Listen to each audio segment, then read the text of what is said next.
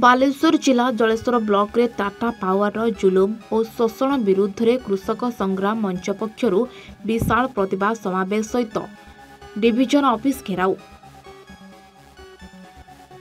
चाषी को विद्युत बिल छाड़ करने उठा जलसेचन पॉइंट रे मीटर बसाइबा बंद करने जे उठा जलसेचन पॉइंट रु लाइन कटा जाइछि ताको पुनः संजोग करने मीटर तथा ट्रांसफॉर्मर चार्ज नेबा बंद करने समस्त गरीब लोकंको घर को मागणारे विद्युत संजोग करने ओठा दुकान और छोट व्यवसायी ठारू व्यावसायिक बिल नेबा बंद करने और चाषी तथा उपभोक्ता अतिरिक्त बिल आदाय बंद करने प्रतिवाद रे जलेश्वर चाषी उपभोक्ता सेलो मालिक छोट दोकानी एवं व्यवसायी माने एक विशाल शोभायात्रा जलेश्वर डाक बंगला ठारू बाहरी सहर परिक्रमा सहित नाराबाजी करथिले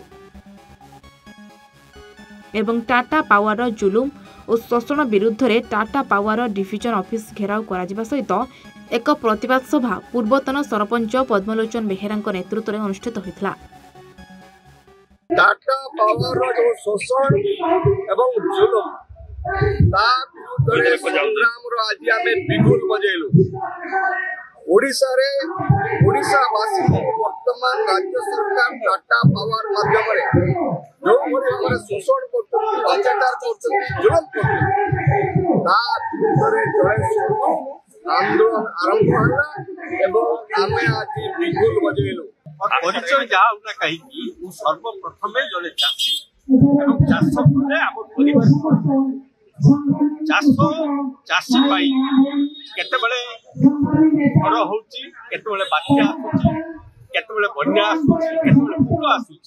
आसी समस्त क्षति चाषी आज 2024 निर्वाचन जो दल निर्वाचन चाषी कार्य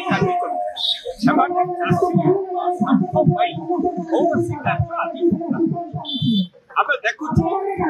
अनेक योजना आज पर्यंत चाषीर फसल दाम एक आईन में परिणत करला चाषी फसल दाम जहाँ हम सर्वोत्तम से आईन में परिणत टाटा पावर जुलुम शोषण विरोधी मंच प्रमुख दाबी आंदोलन कर दाबी कर मंच जरिए समस्त चाषी विद्युत बिल